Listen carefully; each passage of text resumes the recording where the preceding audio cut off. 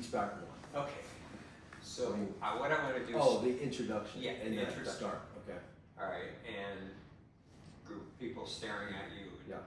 In front Tell of me how you feel you would do it, then I'll give you some ideas.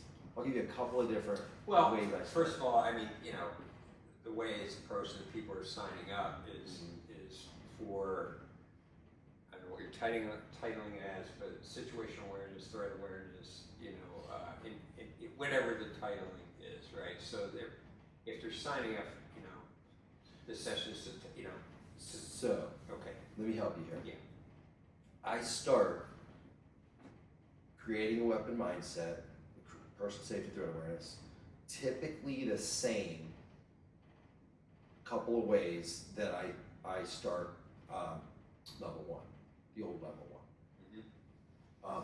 Realtor safety, I always start the same way, which is still pretty, you can consider that for the other ones. So I'll just give you that realtor safety. I tell them, just like the video I sent Jamie, okay, introduction, Jamie usually introduces us, the company, then me, some things about, kind of build that trust. So you're not gonna have that luxury. right. So what I would do is immediately start with, okay, hey guys, obviously your name, weapon brand, a little bit about your background, possibly what got you there, just something to kind of like get them like open at first. I wouldn't be too lengthy on that, and then go into, for realtors, I say, does anybody, let me ask just a few questions to get us started. Does anybody ever go somewhere alone? Okay, does anybody ever go somewhere alone to meet somebody you don't know? Okay, does anybody go somewhere that you've never been to alone? Like those three things, right? And they're all like, yeah, we're realtors. Yeah, we're realtors. Cool, so you sound like a realtor. So that's what happens. But when teaching that class, and this goes back to the other two, what I always tell them is you could still have this valuable information in everything that you do. So in everyday life, you still go places alone. Sometimes the places you've been, some places you haven't been. Doesn't matter. A bad incident can happen anywhere. So this translates to anything, but to realtors, that's specific, right? So that's how I do that. You could kind of use that in the other two. Like how many of you guys have ever had a bad incident where you went somewhere either you did know or you didn't know, you met somebody that you didn't know, and now you are alone with that individual, you start to feel a little shaky. Get them back to thinking about times when they were in situations, because that'll kind of get them in the present moment, right, of what they're doing.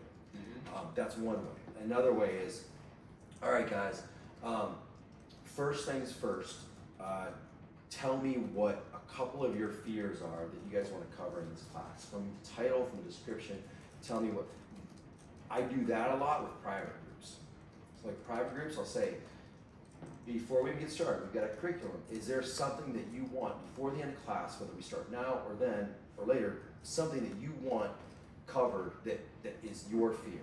And you'll have one or two people say, and they're typically the same things all the time. Well, I'm afraid that if something happens, I'll freeze. That gets brought up a ton. That's when you start, okay? We're gonna talk about sympathetic nervous system effects. So I get them involved first. I usually ask those questions, or I'll go right into it. All right, so guys, this is what we do. So the very first thing I'm going to tell you about self-defense is, and I'm going to tell you the one I use most and last. Very first thing about self-defense is we're going to teach you not just how to fight out of a bad situation, because that's obviously what everybody thinks self-defense is. We're going to teach you how to defend yourself out of the situation before it even happens. And then you start going into, and how we're going to do that is we're going to go over this, this action line. Let me explain this to you real quick. I want you to teach back on that without writing it out. Try to do it from memory, and then when you do it, it's easier to write it. Right? So here's the one I use all the time. I'll ask them, okay, so this is self-defense, right? I'm like, yeah. And you'll see how they're dressed sometimes. Automatically when they hear self-defense, and this works into our favor, because we're different this way. How many of you guys were expecting to get up today and just have nonstop action? I see some of you guys are dressed in your gym clothes, right? Tennis shoes, bicycle shorts over there. I see you, but anyway. And then they're like, yeah, it's self-defense. Okay, so what's the one fight you never lose? And then you start getting them thinking. So before we get into what you're gonna do physically to get out of it, let's start talking about some things you can do to harden yourself, to make yourself a hard target, not so much a soft target, and somebody that someone doesn't want to mess with. How do we do that? And then we start talking about situational awareness. And the one thing I always bring up to them, you've heard me say it a million times probably, is who has situational awareness? And that's usually when I make a joke. Who's from New York? Right? So who has situational awareness here? All right, tell me what that looks like. Because all of you are probably going to say about the same thing. We're going to break that down and dissect it so you really understand it. Because when people will tell you, they always say, well, you know, keep your head on a swivel, know your surroundings. Absolutely right. That's what situational awareness is. But what is it? Break it down for me. How do we understand situational awareness? If you had to explain to me situational awareness, that's when you went to, there's 3 things a bad guy's going to do every single time. Blah, blah, blah, blah, blah. Right? That's the number one way I started. But really, a lot of times it depends on your class. Like if you know them well, joke around a little bit, say some things, get started. If you don't know it all, sometimes there's a harder crowd. That's usually when, or a group, that's usually when I'll say, hey, before we get really dive into this, I would just like to know what a couple of your fears are. What brought you here today? Because that opens them up, and then they'll start to tell stories. Every one of them has a story. You know what I mean? So that gets them engaged. So those few ways, and it'll be easy for you. Once you start, that's always the hardest part. Yeah.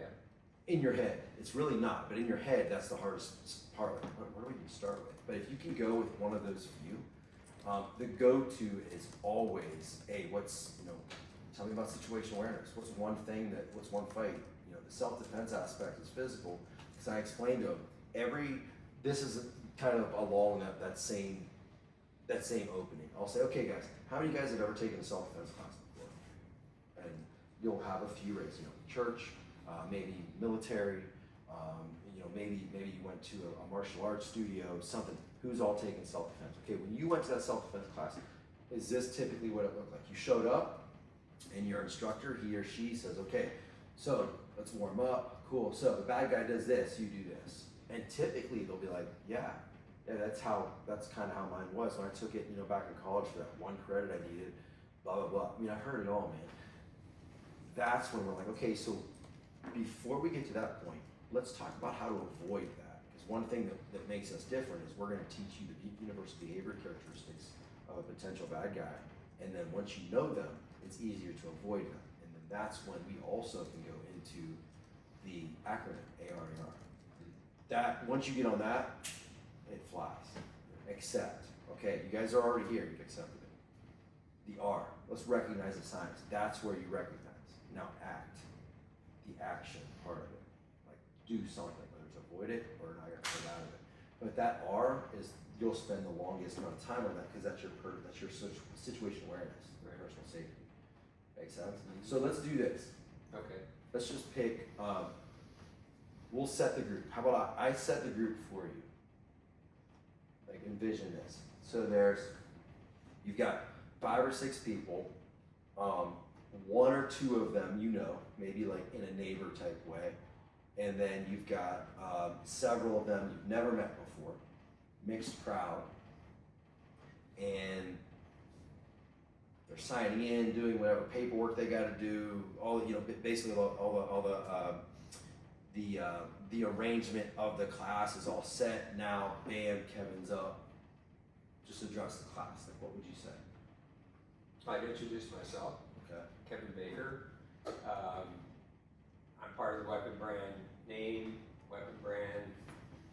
Keep talking. Okay.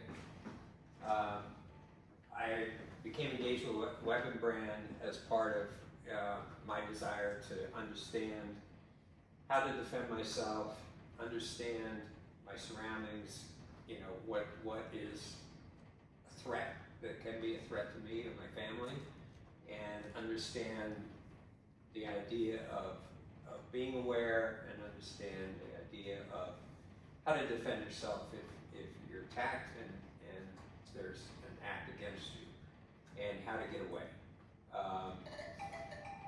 I've been doing this for approximately, whatever. I don't even know if it's necessary to go into that. It is. I mean, mean, you can, but here's what I would suggest. So you're doing good, but what I would do is I would put it on more of a personal level. Okay. Not just an instructor. Like, okay, so you bought into Weapon Brand, why?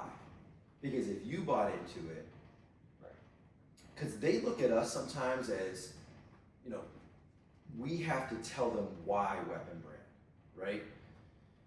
We have to get them to buy in. But if they see that you bought into it, they're like, okay, wait, he bought into it. It's not entirely his company. He bought into this, so there's got to be good reason. Does that make sense? yeah, So if you give them, this is just a point. You don't have to, but I think that they're going to get a little more buy-in if you're like, hey, look, like this was my background. I was looking to protect myself, my wife. I live in New York. I go to Florida. There's a lot of things going on. Connect with them in some way like that, to where I go out on runs and also bring up, man, look at the climate right now.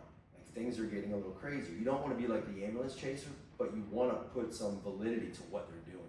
right, You want to back that up a little bit. Like there's shit going on, right? If you throw that in there and say, so what really drew me to Weapon Brand was Jamie's hot. What drew me to Weapon Brand was, and then what we preach. That's going to that's going to give them a little more buy-in to already what you're selling. And then I would go into the personal aspect of it. So there's some things that have happened to me or that I've heard. Give them a story, draw them in. But I think that buy-in is important when you say this is what drew me to Weapon Brand and made me want to be a big part of this. okay, You know what I mean? Because then no one to, in a sense. right, It just shows a little more validity in what we're doing because you bought into it and now you bought into it, so it's not like it's like snake oil. You know what I mean? do you think it's, I don't think it's necessary. I mean, if you're talking about your background, yeah, I've been there, who in the room, has been involved in self-defense or martial arts class, before, what was that like, And then say, I've been there, I've done the same thing, Totally. all right? Totally. And Yep. I spent Yep. 7-8 years That would be earning my perfect. belts, Yep. going through that. But the reality of today is the fact that those type of arts have good things and bad things about them. They have limitations as well. If you were attacked on the street and you thought this was going to work and it didn't, Yeah. kind of thing. Something to add to that, keep in mind, is those people that take martial arts classes, and this is twofold actually, people that take those martial arts classes, ask them how many days a week do you spend doing that? Do we all have time to do that? Right. This is something, keep these three things always at the forefront of what you're teaching. Whether you're saying it or just thinking of it on how you teach. It's easy to learn, it's simple to retain, it's highly effective. Right.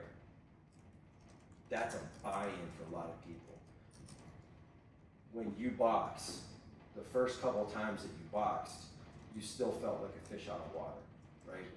But the first couple times you took this, I'll guarantee you walked away and thought, man, like, I feel like I could do this, right? Mm-hmm. That's part of that empowerment. And if you share even that story, like, look, like when I met Brian and Jamie, I've already done this, so I already knew some stuff. So the second part of that is, there's going to be people that you come across, and these are sometimes the tougher students, but you can soften them. They're the people, I'll ask sometimes, how many guys, because if you get a lot of people that are like, yeah, self-defense, okay guys, you took those self-defense classes before, that's awesome. How many guys, other than self-defense, took some type of boxing, Muay Thai, where my wrestlers at? How about backstreet brawlers, blah, blah, blah, all that. Everything that you know, everything that you earned. It's still, you still have that in your arsenal. The style, the system that we teach you can just add to that. Because you can still use that stuff, but the system that we teach, it's just more for your menu. It sharpens what you already know. And I make the joke every once in a while, there's a few things that don't. You know what I mean? But Yeah. like wushu, I'm not gonna, Yeah, you Yeah, because I was saying I don't want to diss the people that spent years studying. never do that, man. Never, dude. I've had instructors that do it and they lose the crowd immediately. Yeah. Because even the people that, because here's the other thing, they will almost always side with their peers. So like when you like diss somebody's what they earned, even if it was they did it for a year, they're like they felt like, well, the wait was it wasted? I wasted my time, my money, my blood, sweat, and tears. You know what I mean? Build them up. And sometimes if you get that hard student every once in a while, it's like, well, I learned this.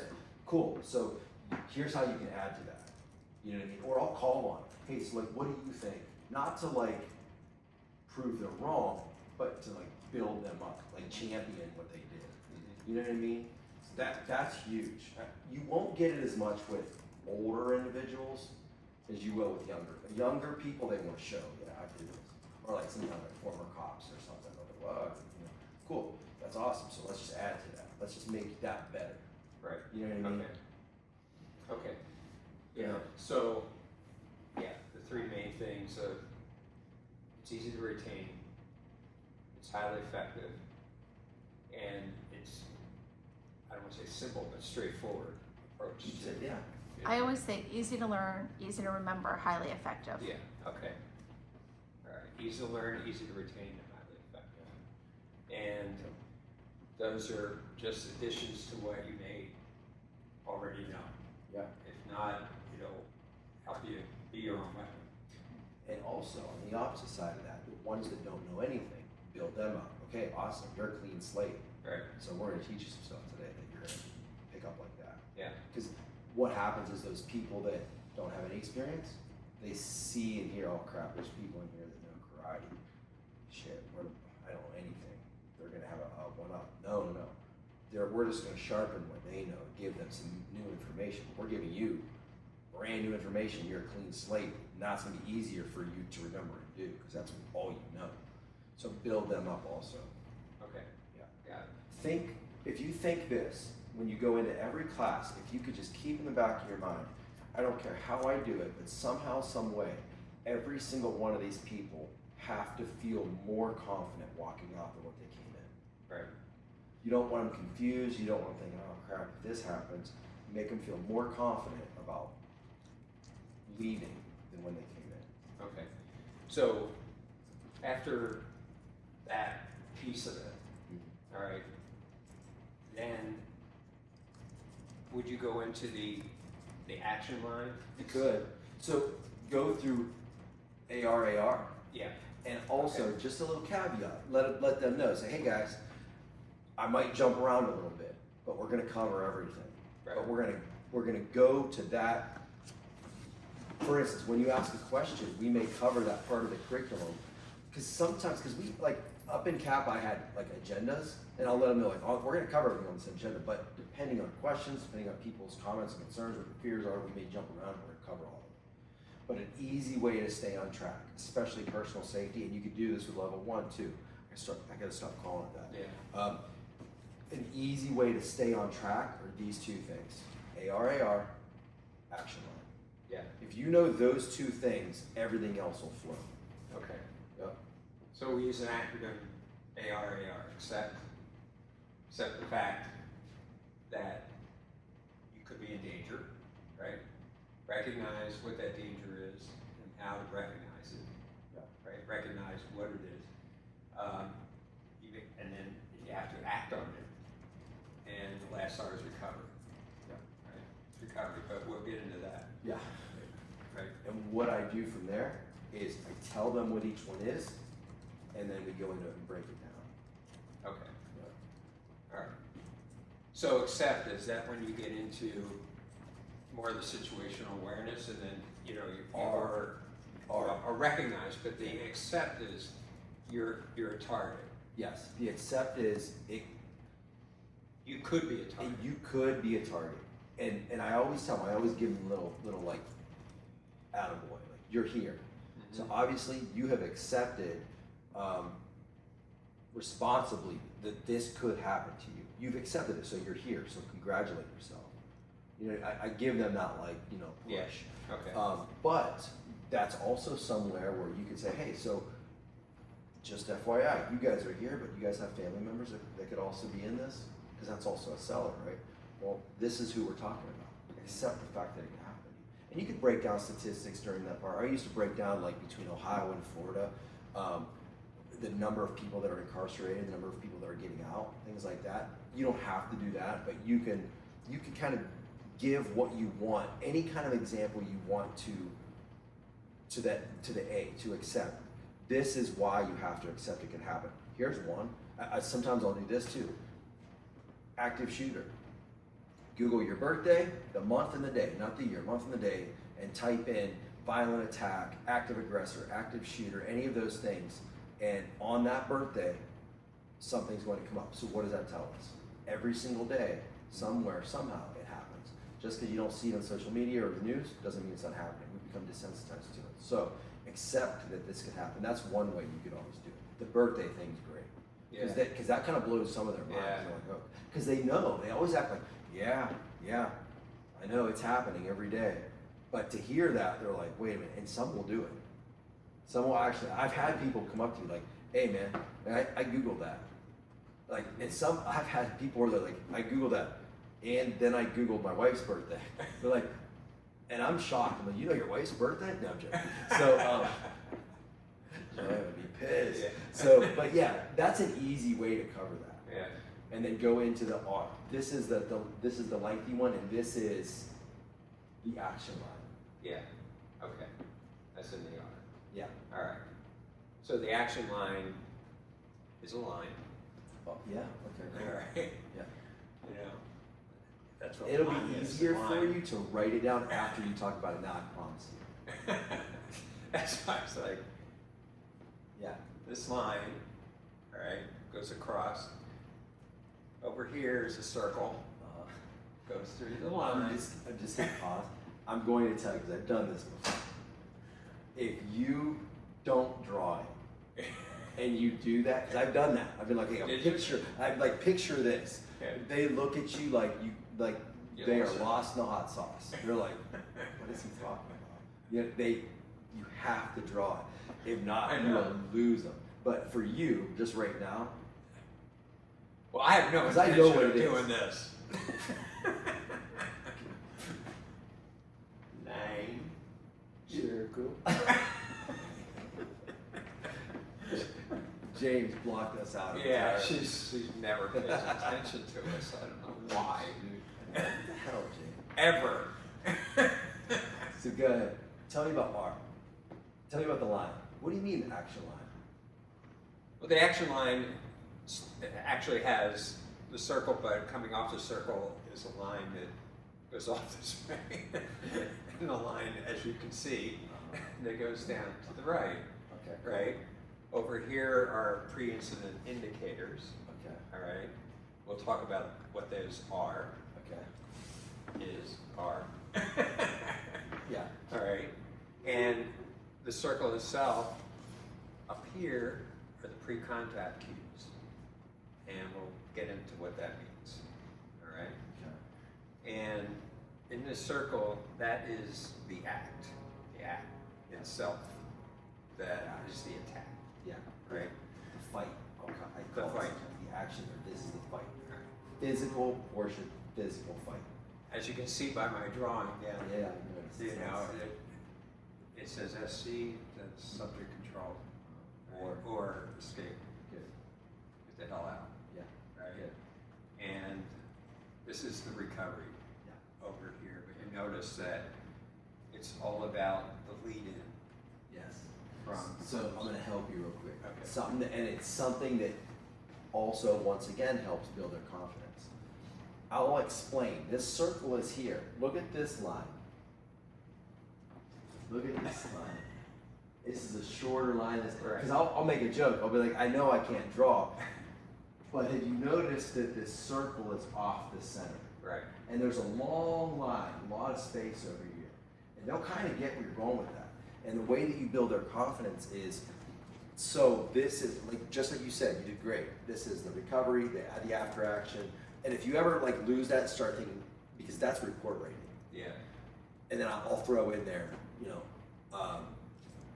you're gonna have possibly have PTSD, so that's also maybe your counseling, maybe therapy, but most importantly, that after action, that recovery is your report rating.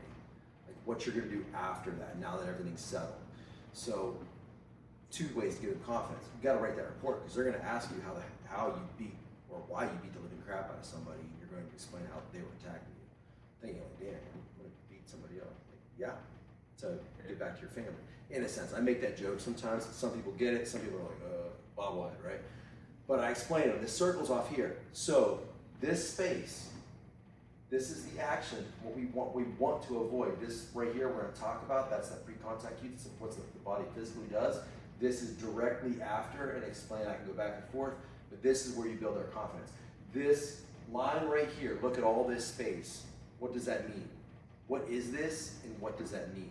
And you'll have people that get it. They'll be like, oh, that's the pre-incident, or that's the pre-action. That's what happens before. Okay, cool. So why is there so much space here? Sometimes they'll get it, sometimes they won't. The easy answer is there's a lot of things that once you know, once you're able to recognize, you can see there's a lot of signs, a lot of indicators that now, once you know this, you can help avoid that action. That's just a little confidence builder. Because here's what they think. Most people don't take self-defense because a lot of times it's not because they don't think it'll happen. They're insecure about what their abilities are. They think self-defense is physical, which a portion of it is. Those people don't take self-defense because they're afraid they're gonna fail. Or they're afraid that they can't do it, or they're afraid they might get hurt, or they're afraid they're gonna be in class. I had a girl yesterday come up to me and say, hey, I've had a couple things happen recently. She's like, you guys do the self-defense, right? I said, yeah. And she's like, I said, are you looking for firearms or hand-to-hand? She's like, well, I have a firearm. She said, but mainly self-defense. She's like, but I just want to let you know. She's like, I'm kind of worried that I'm going to get matched up with somebody. And she's like, it's not all males, but I just don't want to get triggered. And I was like, we totally deal with that all the time. I was like, first of all, we never match you up, or not. So we typically don't match you up with somebody. I said, and you letting us know that? I said, we're trauma informed already. I said, our classes, we tell people if you start feeling a little way, start to bring something up, you can step out. I said, we can see that, we understand, especially if you let us know beforehand. So that goes back to my thought of most people don't want to do it because they don't want to be in class failing or maybe being triggered or not having the ability. People, think about gym class back in the day. Yeah. You were good at it. You liked gym class because you were good. I loved gym class so much that my senior year took a gym and advanced gym.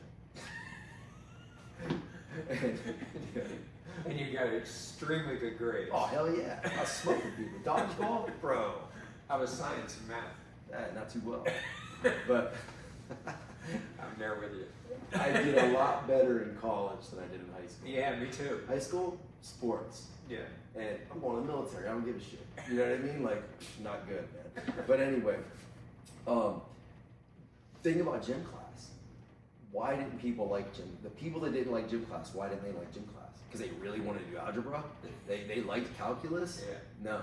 They didn't like it because they were afraid of it. Because they felt they couldn't do it. That's the same exact thing with self-defense. So if you start explaining to them that, hey, these things right here, and this is also how to market it. Like Jamie does awesome at it. Like, no, you don't have to fight unless you have to fight. You know what I mean? So all this space right here, these are ways for you to avoid that fight. That's a great way to then go into the observation, posture, and positioning. So pick it up. I hope I'm like giving you ideas, and you have this so you can watch this, so it's gonna click for you. Yeah, well. And listen, man, I'm telling you right now, bro, you could practice this and practice it, and when you first do it, you're gonna feel a little choppy for the first couple times, but you're gonna get through it. And you're gonna notice as you start to do it, you're like, oh, this is just me talking about what I know. So try this. Try not to be an instructor and try to be their friend giving them advice. Okay. You know what I mean? Yeah.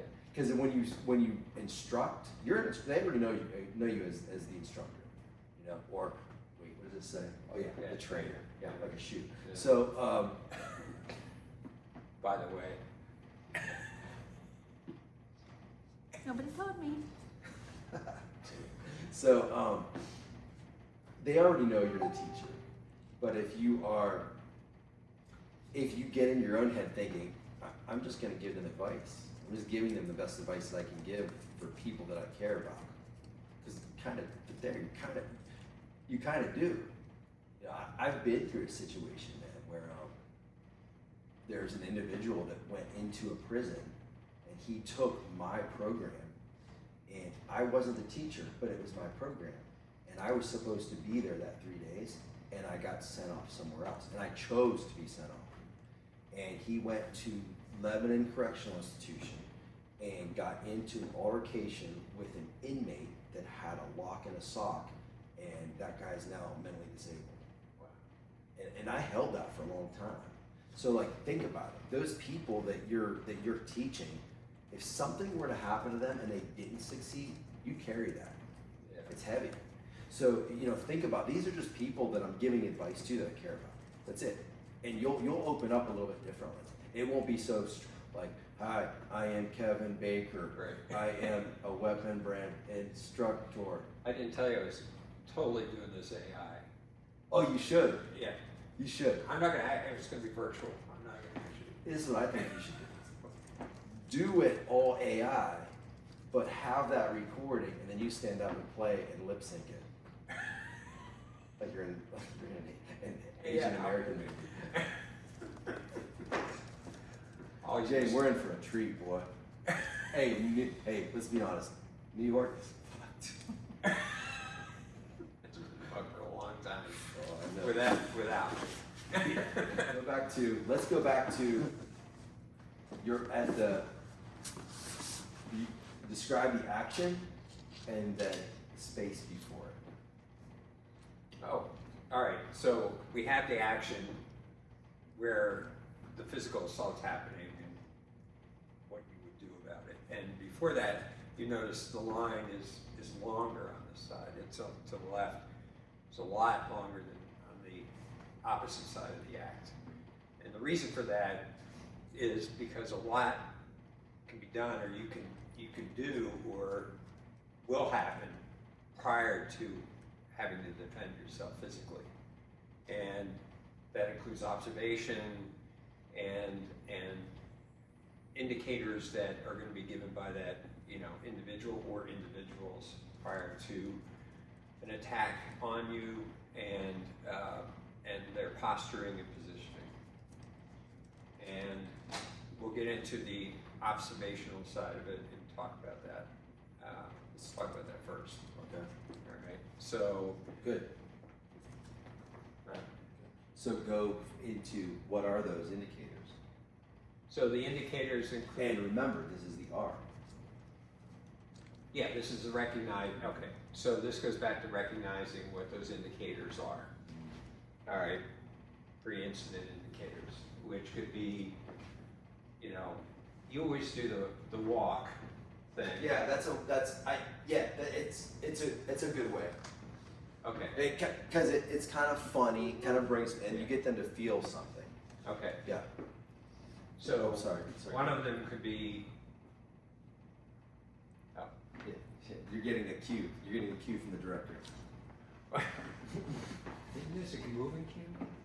Jeez, I should put up all the equipment. You just moved from one side out of the frame to the other side out of the Dude, frame. I didn't. You're fine now, Kevin. You're Right, good. and I'm gonna. You're good. You're good. I'm good. Yeah. Okay. So, you're looking at me? I say you look at Jane. Okay. So, observing someone walking and they may take a look, or I'll look this way, you know, and do a couple of looks, right? Do you want me to break that down for you? Yeah. Okay.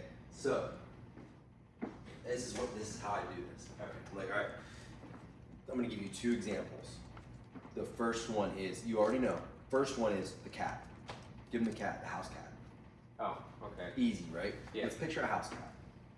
What does a house cat do? So think that one. The walking one is, all right, so let me just use you an example. So, Jane, I'm gonna use you as an example, right? So if I look at you, if you're just walking along, we don't know each other, and I just glance at you and I see you, I give you that eye contact. You picked it up, you downloaded it, it's installed, you saw it, you get it. Mm-hmm.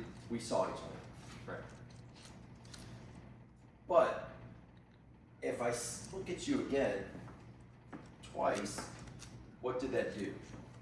And they'll tell you, they're like, and they'll give you some feedback on it. They just won't look at you like this. They almost always give you feedback like, yeah, okay, so if a person does that, well, they'll say like, I'm going the other way, blah, blah, blah, blah. Okay, cool. So I noticed you, but what are some reasons that I looked at you? And because they're in a self-defense class, they'll typically say, well, you might want to attack me. I could, but I also maybe just like the shirt you're wearing. Maybe I find you attractive somehow. Maybe I think I know you from somewhere. Maybe I saw you looking at me, so I gave you the double take, right? Those are all normal things. But you saw it. And before we get to the next one, what I tell them is just download it. Just now understand that person is there. They're in the world. You didn't know they were in the world 30 seconds ago, but now you do. And they see you. The third one's a little bit different. The third one is the action in the second one is I just gotta make sure I know where they are if we're in the same vicinity. That's it, because they kind of give me a double take. I don't want to stare at them because now that's going to possibly engagement, right? But I just want to know where they are. Third one is I look, and I always do this. Look, notice I kind of do like the pause, little half circle. Some will notice it, some won't. And they'll say, oh, you started to turn around. You started to walk towards me because I'm making a point. Yeah, I just looked at you. And I'll give them like you'll see, like I'll do this. Like that's kind of a messed up look. Yeah. You know what I mean? But I want them to feel it. You know what I mean? So try if you can when you do it, like do it the next time. Don't do it like quick. You know what I mean? Just make sure you kind of like hold it for a second. Just to really prove that point. Just to kind of drive it home. Yeah. Because you want them to feel that. And you use someone specifically usually for that purpose? I'll pick out, I'll be honest, like, you just gotta use your best judgment. Yeah, all right. Because Someone run out of class. I've done it before where I'm like, shit, why did I pick this person? So now they probably think that I'm trying to hit on them. And I've also done it to where like it's kind of comical. Like we did it at the, what's that place called? Something Cow, Aqua Cow. And there was like this older black dude, and I was like, boom, boom, and he's like, I can't remember his name. That's a good way for you to remember their names. I was like, whatever his name was, I was like, maybe I found him attractive. And they're like, everybody loses it. But That's good. so you're just kind of you're humanizing yourself in a sense. Yeah. And you're getting class engagement, but at the same time, you want them to understand it. And a drill that you and I have done that you could always pick up again. We could practice at some point. A drill that I've always done to kind of go along with that feeling. Do you remember the encroachment drill? Mm-hmm. For this, and Right. then you'll get the same feeling that you got with that triple take when we do this part of the drill. You probably remember this. Remember when I look left, look right, and you tell me, you put your hands up. Yeah. Yeah, and it should be back here. Back there. But when I do this, and you do that, and I keep walking, Right. you feel that little feeling? Yeah. It's the same feeling. And I explain then, okay, so we talk about trusting in your eyes, trusting in your gut. That's the feeling you're gonna get. And now they can connect it. You know what I mean? And what I try to explain to them is you wanna be safer, trust in that feeling. When you get that feeling that you just felt right there, leave. Get out. That's one of your indicators. Right. You know what I mean? And that's a good way for them to connect that. That's just an example. So if you have some, I should probably won't, but if you have time to do that encroachment drill to kind of get them to get that feeling and to understand distance, it's a great drill. Right. When I had the 3 days to teach people, I did that every single time, and they picked up on it like this, and they totally understood it. It was like a mind-blowing moment. They're like, wait a minute, like, yeah, you're right. Like, I have more space back here that I could boom, run, do whatever. But try that again with the three. Hey, Jane, would you mind helping Kevin real quick? No. And like have him look at you. and just explain it. I'm just in the class, but I want you to, because you're used to doing this with me. I want you to give Jamie the 3 looks, the 3 different looks. Okay. Is that cool? Yeah. Are you sure? I don't think I can look as Menacing? yeah, and you know, like a real thug that you do, but you know, I'll try. I got a funny story about that from yesterday, but we'll talk later. Well, I don't want to get any more trouble. I'm gonna give a look, and you know, everyone's just gonna laugh like, this guy's like a priest. Listen. Priests are creepy. You know, yeah, you should do. Well, I won't say it. You know, you should do. Get a neck tattoo. I've Then they'll be got a like- couple fake tattoos. Yeah, Put on one of my teardrop face. or teardrop, not teardrop. Yeah, you should show up, wear fake tattoos, and shave your head that day and be like One of "God, those yes." one of those shirts that's just Yeah, like the sleeves yes. are Be like, tattoos. I'm just trying to really look tough, look the part. They're gonna be like, dude, ow. When I was, and this is true, which I can go back to, I used to keep no shit in a white t-shirt, pack Pack of of Marlboros, cigarettes. roll up. Didn't everybody do that though? I thought that was the I thought coolest everybody thing. did it like the 40s. I was 20 years,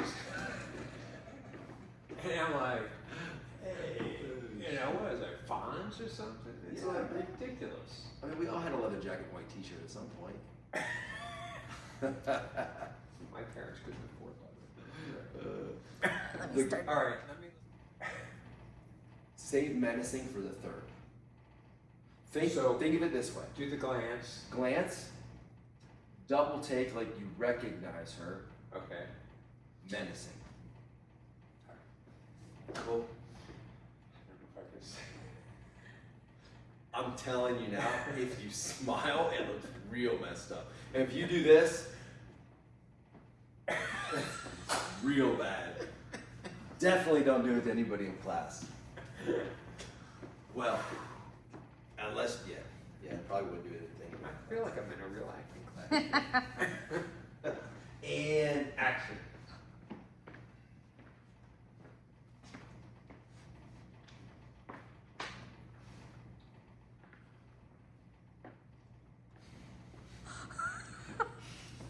I can't look menacing. I'm sorry. I'm gonna actually That put was out. the worst. Do it again. Do it again. No, Do it again. I'm gonna You have actually to. bring a Can I- video of your face. Can I record it this time too? Can I get a recording of This this? is so fucking ridiculous. Kevin, I gotta figure out a different way to do you this. see me do it 100 times. Just I was like, does this guy need a bathroom? Is that why he's looking at me? can I just be Kevin for a second? He's like,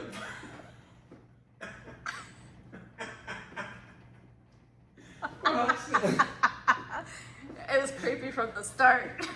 remember, let me show you again. And I'll show you just kind of like, and just boom, lock it in. Okay. Right? Yeah. All right, right? Good. Easy. Half second hold. We see each other. Right. Second. Half second hold. Okay. Then the third is the boom. Easy, right? Well, find out. This is gonna take a lot. This may take a 2 hours. Dude, you gotta do a T-spec on the glance.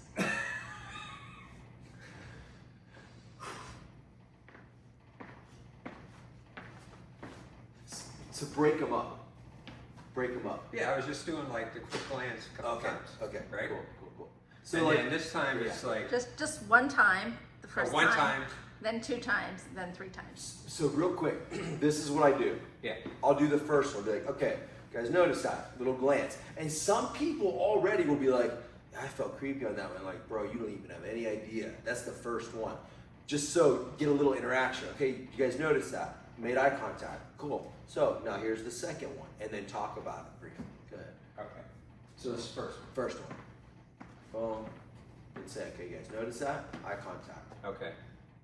And like I'll look at Janie and be like, you notice that? Just make eye contact, right? No, and I'll look at her and I'll say nothing wrong with that, right? Like it happens to all of us. We make eye contact with everybody every day. Nothing's off, but maybe it could be. So let me just move on a little bit. Let me progress with it. And then the second one. All right. So this is the second. Yeah.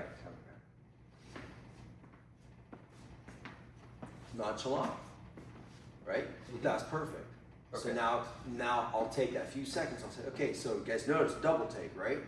So is anything wrong with that? And half the class will be like, and then half the class will be like, no. Like, has anybody taken a double take today to anybody? Yeah. Okay, so what are some reasons why? I liked your shirt. I thought I recognized you. You are an attractive person, maybe. I don't know. Like, I saw you looking at me. Those 4 things, I always use those 4 things because that's natural. It's natural for humans to do that, right? And they'll be like, yeah. And some of them will say like, yeah, it's a little bit creepy.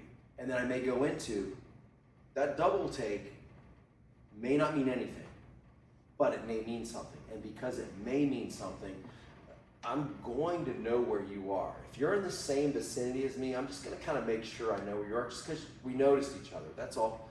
I'm not going to do it to where I engage. Right. And that's especially for females. But now the third one is definitely a red flag. Well, when you say engage, you mean like, if I know where you are, Yeah. and I'm not just going to watch you the whole time, because now that we've made eye contact, you're going to look again, typically. A typical person will. Now that we've made, I just did a double take on you, now it's kind of like, think about back in the day, man, like as a young man. You know, you take a double take on somebody and she looks at you again. What are you thinking as a young man? Oh, she wants me, right? That's just how guys operate. Guys are creeps. Guys are animals.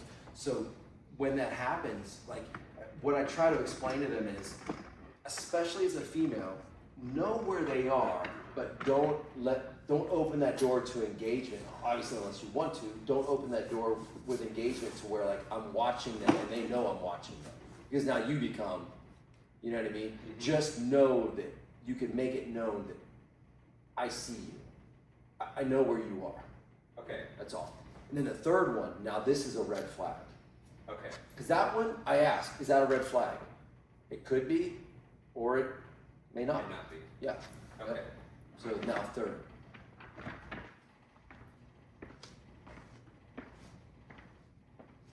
Yeah, definitely. Now talk about it.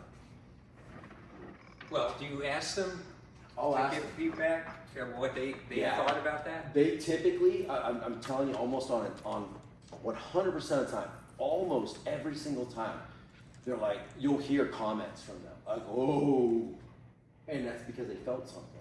They saw it. So think about what you're teaching. You're teaching them the signs. That's a sign, right? So when you're teaching them, like, hey, like, okay, so now let's talk about it. You guys get that? And I'll ask Jamie, like, if I looked at Jamie like that, and Jamie, I'm boom, boom, then that third, boom, I'll look at her like that, and I'll ask her. And sometimes their face will get a little flushed.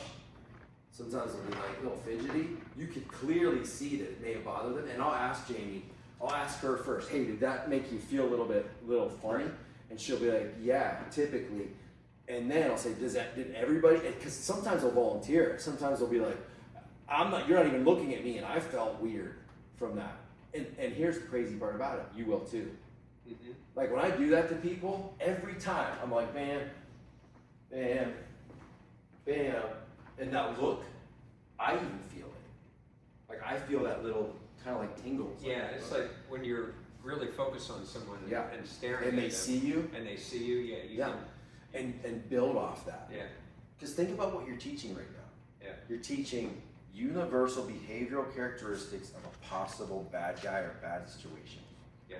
That's a possible bad guy or a possible bad situation, right?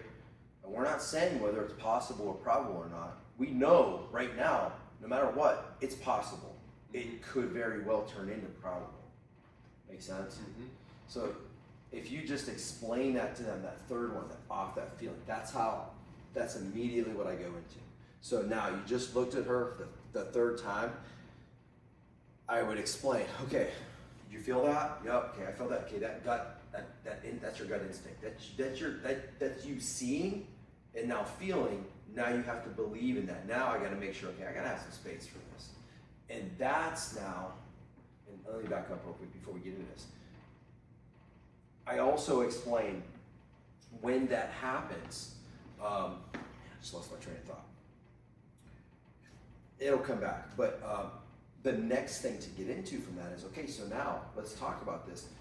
That's a red flag possibly, so you just sitting there, that's where we start understanding, I have to face this person because you're always turning and face, I don't want to give that person my back. They looked at me, they gave me a weird feeling, why would I stay in the same vicinity of that person and not know where they are? Also, now let's go into some nonviolent postures. So what's a good way to stand? What's some good, if I start to see these things that are a little, oh, I know where I was going with that. The seeing and believing, that's the analogy I use with the trooper in the median. Okay. Like, Yeah. you believe that, you acted on that, so why would Jamie just sit there? If I just gave her the creeps, I looked at her not once, not twice, but 3 times, and even started to move. Now we start getting into posturing, right? And positioning. And that's where you go into the observation, positioning, posturing, because I'm doing that right now. So now when that starts to happen, let's start talking about nonviolent postures. Okay, so you consider this whole, the walk and the look and everything else from the observation point of view, and then being in it's putting the positioning, because I look at the positioning of the attacker, potential attacker, putting himself in position, like moving closer, Yeah. you know, putting himself in a position that, you know, like you said, trying to get to her back. Yeah. Right? But do you notice when I do this, that third one, boom, boom, boom, I don't do it fast. Yeah. I do it just like nonchalant, almost inconspicuous, but just enough for them to pick up on. He's slowing down. I kind of do this with my foot. You're right, yeah. You know what I mean? Yeah. Like I'll like look and just kind of, Like moving towards. yeah. So I'm almost floating toward, like I'm floating towards you and Yeah. turning. And so I have a look, I'm observing, I'm now posturing and positioning. I got you. Make sense? Okay. And then I'll dive into that. Okay. And I don't do that every single time, but it's an easy way for them to understand. About posturing as the person that is the defender, the person may be attacked. That's the position you're talking about, you know, hands in front, you call it, or maybe, I don't know what you call it, cradling or, you know, Interview? interview Yeah. position or And on the chin and, Yep. you know. Sit pose. So that's where you go into that with these Yeah. positions, Yep. to be prepared to put your hands up. And Right? when you do that, ask them what the consistencies are. Yeah, What are the consistencies that you're seeing? right. Yep. I know, because no one ever gets that right out of the gate. I know. Because they're like, well, your hands, Yeah, simple, above my waist, Waist. in front of me. Easy to get to here. right. Yeah. Okay. Yep. All You're right. doing good, man. I know. Yeah, I remember, I just want to get the flow. You know, I think it's Yeah. it's like you said, it's about the flow itself and not, I know it's going to take time, but I don't, you know. Do you have the agenda? Like, I think Brian has, But we you have have the- like for a the printed training. out. I think it was a training agenda. Yeah, you can always use that. Until we actually create something, you could always use that. Yeah. I think it's, you have a dynamic that you've done for years as far as, you know, and your background, you know, I'm trying to relate it to my background. And that's the best way, that's the easiest way for you to remember and for them to believe you. Right. If I try to emulate somebody else, you could clearly see it. Yeah. But if you know your information and that's why I said at the very beginning, if you talk to them like they're people you care about and you're just giving advice to, you're going to teach the class. But just what I'm showing you is the easiest way for it to flow. Yeah. Because you could sit up there and say, okay, PowerPoint, AR, this is what this means. All right, cool. Break each one down. You could do that. Or you could say, okay, these are nonviolent postures, so let's go over this. So this is you could do that, but I've done it before, like especially when I first started, you could do it, or if I've given it to like my ITs, they've done it. But what I could tell you is you're gonna find that your class will flow better, and it's more like a conversation. Yeah. You know what I mean? I get that. They feel more like, if they look at a PowerPoint or they automatically start thinking, okay, I gotta remember this, right? This is this. It's almost like you're teaching them and they're remembering. Whereas if we just talk about it, Yeah. and it leads into the next. So you could do each one. I just think ultimately the talking and having it flow is easier. I'm sorry, Jay. So you go into non-violent postures, Mhm. right? Yeah. Hands in front, Yep. right? You know, arms crossed, right? And if you're doing a moving class, if you're doing the Early You go- danger identification. early danger identification, and the frame, that class, that's one way where you're like, okay, because you're going to talk to, they're not used to that. If they've taken a self-defense class before, they're like, when do we get up and when are we going to get up and do Taekwondo? That's why I was, because if you're lecturing them and going through the first, whatever you're titling it as, Yeah. you know, I think having some get up and, you know, Yes. do, Yeah, yeah. you know, this is because you want your hands above your waist Yeah. and Yeah. it's a barrier, Yep. right? So at least get them up to Yeah. say, hey, you know, stop, Yeah. verbal commands. Because you it know, gets them moving a little bit. Yeah. And you can then also see, and I'll give them a few, like, not warnings, but I'll say, hey, you know, we're gonna get up and move for a little bit, but we gotta go over some things on how to recognize it. We gotta talk about this for a little bit so you can remember how to recognize these situations and get out of it. And then now, okay, let's start to move a little bit. Let's try these nonviolent postures. So if this is happening, these are just some of the things. It's something to keep in mind. I cover a few, with the early identification class, I cover a few things every single time on purpose and then give them that story. And I also do that for personal safety, but it's more drawn out and it's more, it's all lecture. Yeah. But, and I don't always give that story in personal safety, but recently I have been, because it seems like they've really, it kind of like really like gets like, oh, it gets their attention. And these are the things I cover. Yeah. Before I tell them the story. The nonviolent posture, positioning, and acknowledging presence. Yeah. Which then goes back to the looks, Yeah. right? That's why I'm wondering how far you take a first session, because if it's, you run it for a couple hours, 2.5 hours, whatever. Figure 2 to 2.5 hours. The reason I'm bringing it up is you could get to the point of doing, you know, the reactionary, right? Where you're, you know, you've got this look, you've got yourself in a position, you're facing who could be the attacker, Yeah. you know, and then get into, well, how do you know, when do you feel I'm a threat, right? That's reactionary gap. Right, the reactionary gap. Do you go that far? Yeah.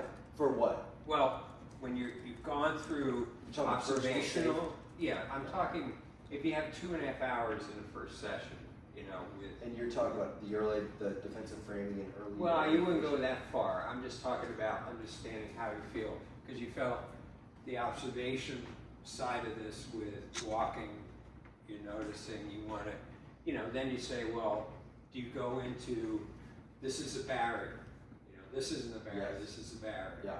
right? Hands up. I Right, always do that with the nonviolent postures. nonviolent and that, Yeah. and then you end it at that? No. Okay, So you remember, I have them do 3 drills. right, Very simple, like basic drills. That's one of them. So from behind, yeah, how do you do that? behind is This, they the tap, turn and face. right, but look what I'm doing with my hands. Right. So I explain first, when sitting in front of, okay, because even if you're sitting down, let's try this sitting down. Everybody, I'm gonna show you some nonviolent postures. I want you to do them with me. You tell me what the common denominators are. You tell me what the consistencies are. Okay, here we go. Everybody do it with me, hand on chin, arms folded, interview, defensive. Let's do it again. Hand on chin, arms folded, interview, defensive. Now, what are the common denominators? They'll tell you. Some will be some wild stuff, but reel it back in. Don't spend too much time on it. Don't like go through every student. Like, okay, so you saw, where are my hands? They're above my waist, right? They're in front of me. They're easily accessible, and most importantly, it's the fastest way for me to get to here, which is creating a barrier. So let's go through it again. This is what I'll do a lot of times. Hand on chin, defensive. Arms folded, defensive. Interview, defensive. So let's talk about this defensive posture. I'm consistently getting my hands up, and a picture's worth 1,000 words. Aggressor, non-aggressor. Remember that? Boom, who's the aggressor?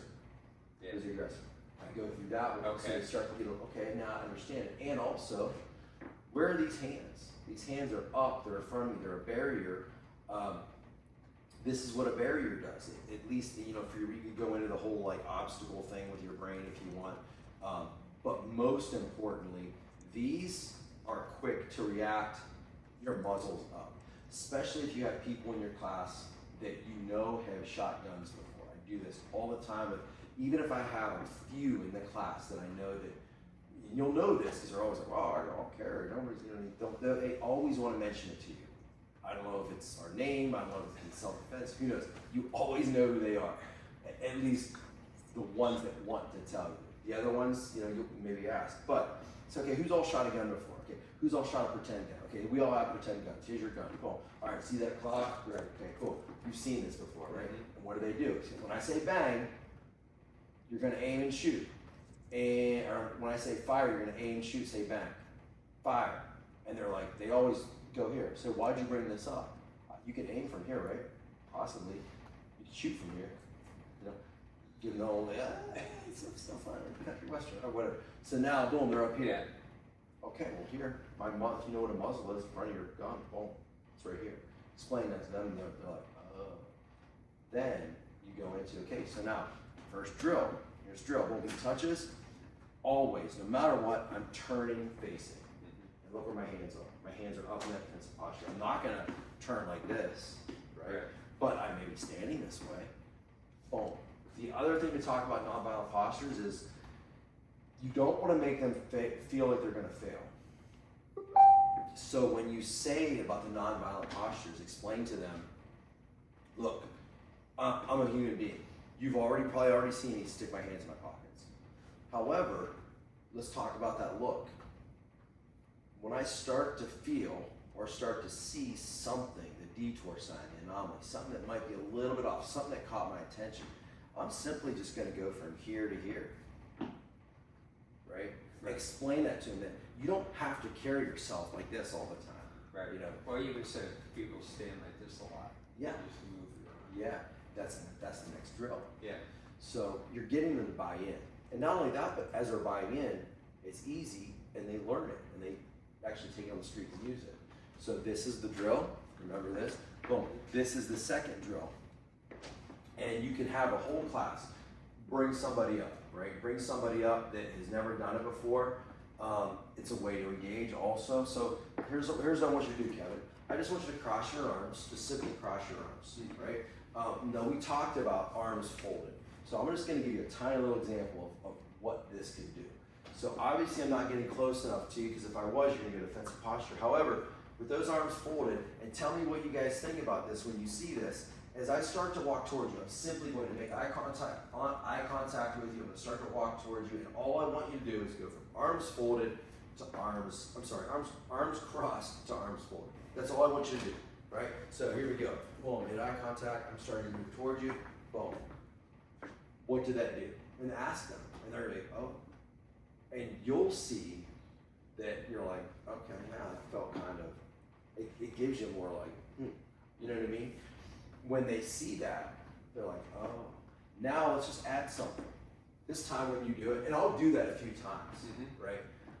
And I'll sometimes even have somebody get up and play my position, and I'll ask them, what did that feel like? Did you notice that? And sometimes it would seem like kind of stutter stuff. You know what I mean? Like inadvertently. So I'll say, all right, now this time what I want you to do is barely, just half an inch, just barely. Are you right-handed? Cool. Shuffle out. Right foot just slightly back at the same time you do it. Here we go. Ready? Arms crossed. You see me, boom, make eye contact, I'm walking. Yeah. What does that do? And they'll all answer. It shows that he's prepared. It shows that he's ready. All right, cool. So what's the one fight that you don't get into? The one fight you don't lose, one you don't get into. That automatically sends a message to that person, hey, they may know something. B, they're ready. Those are all things that I thought I could have taken advantage of in that situation. That you were unaware, you weren't ready, and you probably don't know anything. But now that I see that, now I'm second guessing. See what I mean? So that's the second drill. The third one is the encroachment drill. Okay. Reactionary gap drill, where you pick any nonviolent posture you want, other than defensive posture, and go. Now, the second Kevin doesn't see my feet anymore, let me hit pause. Let me back up. You have to explain this to them because this is kind of like that light bulb. Ask him. I'll ask Kevin. Kevin, what's your personal space? And typically, what Kevin's going to say is what? Arms distance. Yeah. What's your personal bubble? What's your personal space? And I'll kind of show him, mess with him a little bit, and I'll say, all right. So you're saying one arm's length. Okay, cool. So this is comfortable for you. And typically, what you do, you're like, and we're friends. And I'll tell him that, like, you knew I was going to hurt you, I wasn't going to do anything, but you automatically started kind of doing this.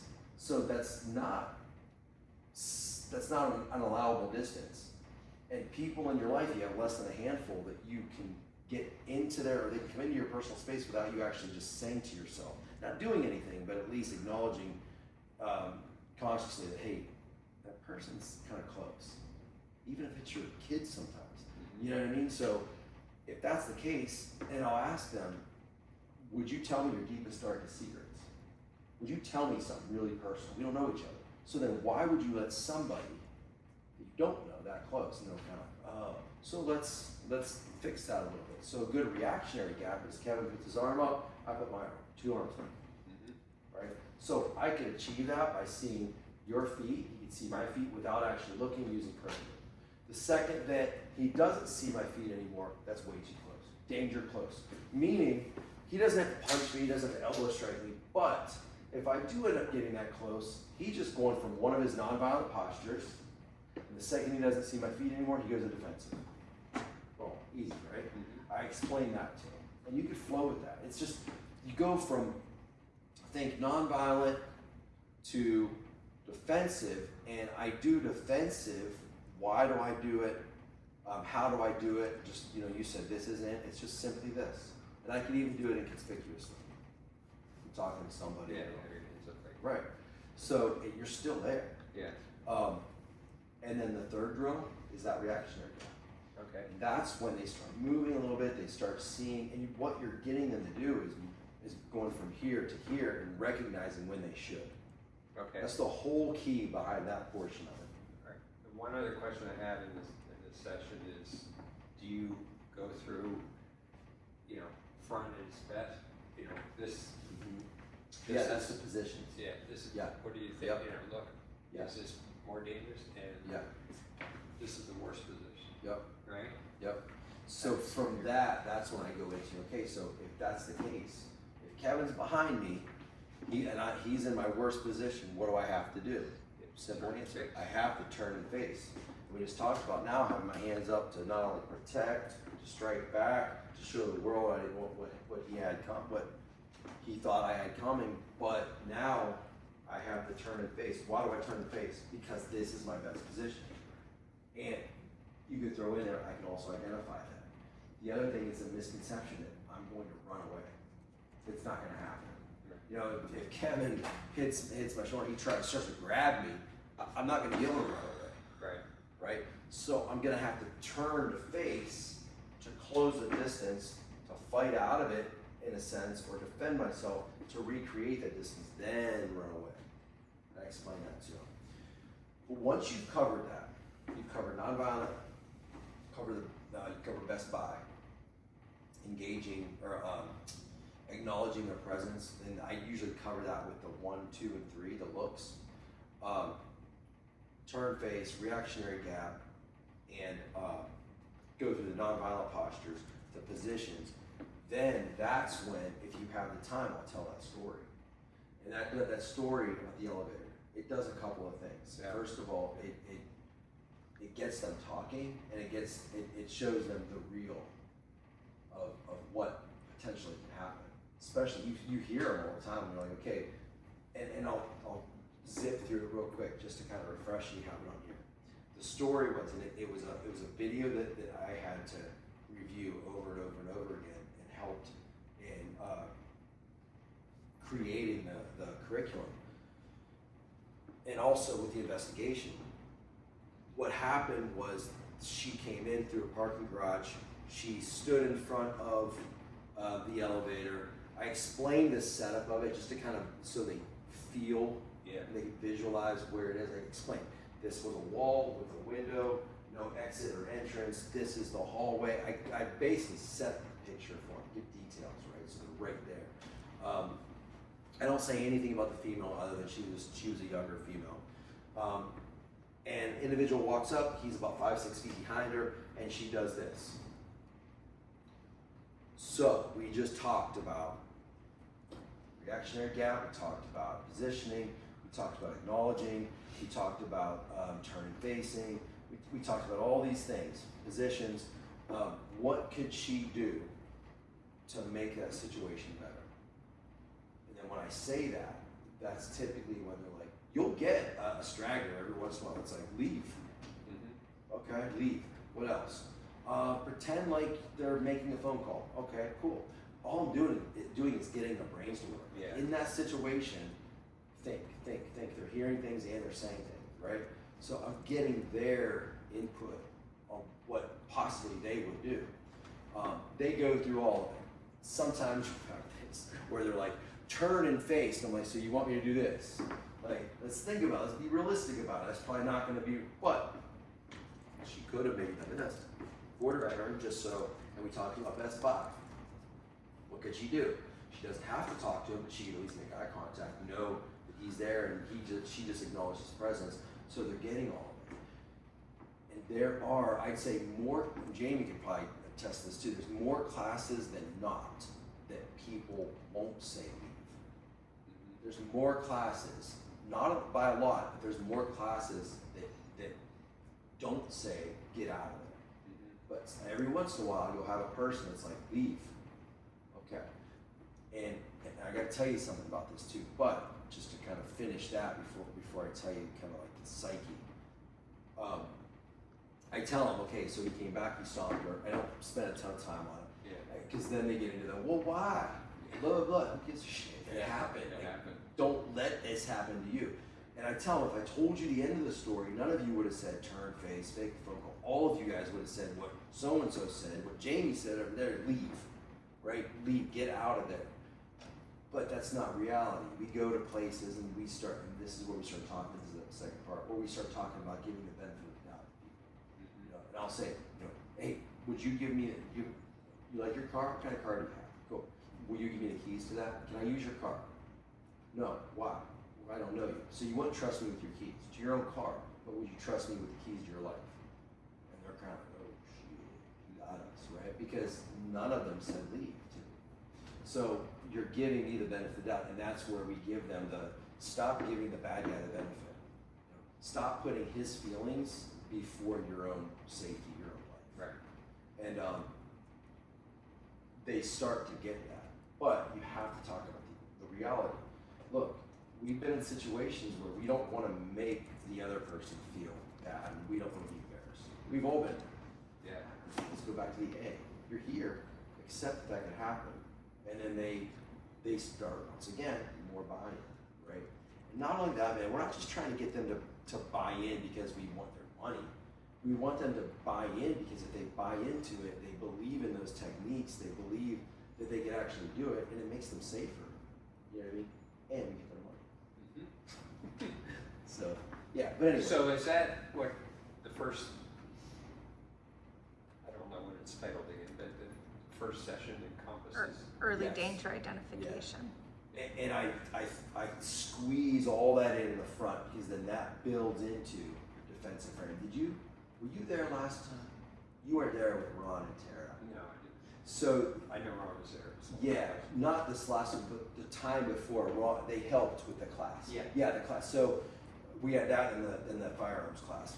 And what Tara did, Jamie was like, because but I've seen it a million times. She kind of pieces some things together, and sometimes she'll jump ahead, and it's super easy to reel back. And I was like, you didn't do anything wrong, so let's just, she was like, okay, so let's go right into, boom, you know what I mean? I'm like, okay, so before you do that, because we did a little bit, and some of them did okay, so we gotta reel it back a little bit.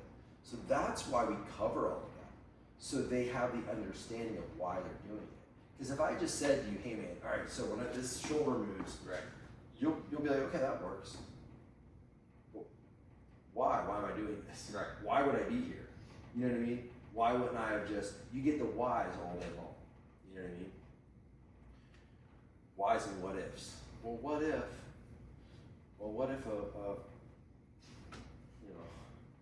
where am I a shot? Yeah, right. A bird would. Bird, Right? okay, Or it's a kite. what if a frog had wings? It wouldn't bump its ass every time it leaped. Right? That is, you tell that every time, and it's one of the worst. Sometimes I gotta be careful because I'm like, what if your aunt had a set of balls? It'd be your uncle. Yeah, that one Yes. never did. Can't say that anymore, especially in some of the communities that we teach. They'd be like, well, you know. Most uncles, aunts do. Yeah. But here's the key though, man, with that one. Getting them to understand those few basic things. Because if I just told you right now, like class ended, before we got to defensive frame, just that knowledge in the beginning, if they really understood it, they're gonna help save themselves from that defensive frame. So to me, that's more important. You know the defensive frame, and the defensive frame is the bread and butter. Defensive frame is, we're always going back to that, right? And that's the easiest, and it comes from a flinch response. So it's easiest also for them to, that's why it's so easy to Yeah, retain. that's good, because you talk about the flinch response in the first session, like, and anomalies, right? Yeah. Which I think is a very good thing to get into, like use the detour sign. Yeah. Right? Yeah. But if you said, any anomaly, right? Yeah. So, something that's not part of what you're normally used Right. to, right? Right. Daily life. Yeah, and you're kind of more vigilant. You're More awake. vigilant, or Yeah. when a bird or something hits the window and you. Yeah. It's funny because I haven't really talked about this too much in any of my recent classes, but I used to talk about, like, if you're walking down the street and you see somebody that just is a big man, we automatically start thinking, oh, I gotta watch him. Why? Because he's probably desperate, maybe drunk, and he just looks the part of somebody that's probably in trouble. And are we stereotyping? Yeah, but you do it. Some people cross the street, you don't have to, maybe you just don't want to give money. You know what I mean? I don't know. But is that what a bad guy looks like? It could. But what about the guy that just is the average school shooter? You know what I mean? That person you pass in the mall, in the hallway, and school, you pass wherever at your job, and maybe there's something that's a little off, but you probably choose to ignore it. You still stay on the same side of the street. You know what I mean? And I explain that to people, and I'm like, that's the anomaly that you already know that you're looking for, that you see. However, that person, that's where you have to look for language. You have to look for, what are they doing? Well, how do I know what they're doing? I gotta look at them. I have to know also, if I'm looking at them, what am I looking for? Right.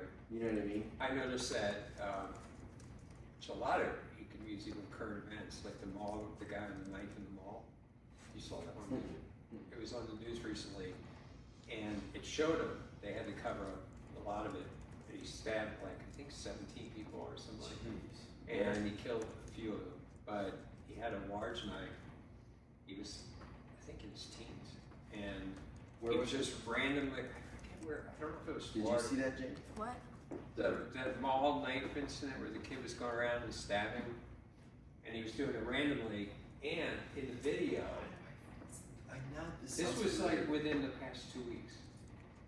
I think maybe I did see something. Yeah, and so you see him walking with the knife in his hand like this, and one guy has a backpack, and he's an older guy, and he just went, as the guy was walking, he noticed, he knew, because everybody was scrambling, and he just turned and said something to him, and the kid walked away from him. Yeah. Right? Yeah. Just from the guy turning and looking at him. Yeah. Facing the And threat. facing the threat. Yeah. So, I mean, there's a lot of, you know, I don't know what happened with the guys that were the federal officers that got killed. Yeah. Yeah. But that was a disaster. Right. Um, You know, it's Anyway. funny because I was talking to Joanne about that yesterday. I was on a martial task force, and it's funny because I always thought to myself. So when I worked with STAR, Special Tactics and Response. It was a statewide SWAT team, but we still did national operations, depending on what it was, right? And I told her, I was like, you know, I went from Marine Corps Special Operation Command. I went from, you know, high speed, knowing the person to your left and to your right, I mean, we knew where, it sounds crazy, our tampons were. Like, literally, we had tampons, like, to plug bullet holes. And we all knew where each piece of equipment was. So he went down, I knew exactly where his ammo was, so I could take it. I knew where his tampons were, so I could plug it. Just stuff like that, and I was like, you know, we worked like cohesively. Marine Corps, and then STAR, especially in so STAR was made up of only 24 of us. There were 24 individuals, high speed. I mean, I'm talking like, you want to talk about special operations? We were special operations. Then they got this budget. They actually brought on like 80 people. So they had between 80 and 100 people on this statewide SWAT team. So that way they could cover all kinds of different things, but they weren't getting trained as well because there were more. And they were more active, so they weren't all together. They didn't know, like, we knew each other's deepest, darkest shit, man. Like, you know what I mean? Like, they don't. There are people on STAR I never even met. So it became a larger, and then I think it's smaller now, but not as big. But when I was doing task force stuff, I noticed, think about when you come down here and drive, it's a melting pot. There's nobody, the traffic is crazy, not just because everybody's an asshole down here, but because they're used to driving from where they're from. Right. So like a task force, we would be on that martial task force, and I would consistently think to myself, man, these dudes don't know what they're doing. You know what I mean? So like when you see that, people, your regular like layperson looks at them, looks at these units, and they're like, oh man, that's how did this happen? But if you really know like the inner workings of it, it happened because they're not trained as well as they should be, and that's not just on them; it's their department because they don't have a budget for it a lot of times. So that it sucks, but I told her, I was like, it doesn't surprise me. Yeah. Like something like that doesn't shock me at all. You know, what shocks me is that you never hear about are, you know, Marines getting caught in an L-shaped ambush. Like that's surprising. You know what I mean? So, but yeah, man. So that's, I don't know how we got on that, but. It is 4:35. So we've been here 3 hours. Damn, man. We'll do the leg sweep at MA. Yeah, we'll do that there. Because I want to show you with the gi and without the gi. Yeah, okay. You'll dig it. We've talked about it, but you'll take me down. Okay. You'll actually do it. Okay, cool. I was gonna do it on these masks, but I think it might be better at MA. Nah, let's do it there. Yeah. But I want to spend time on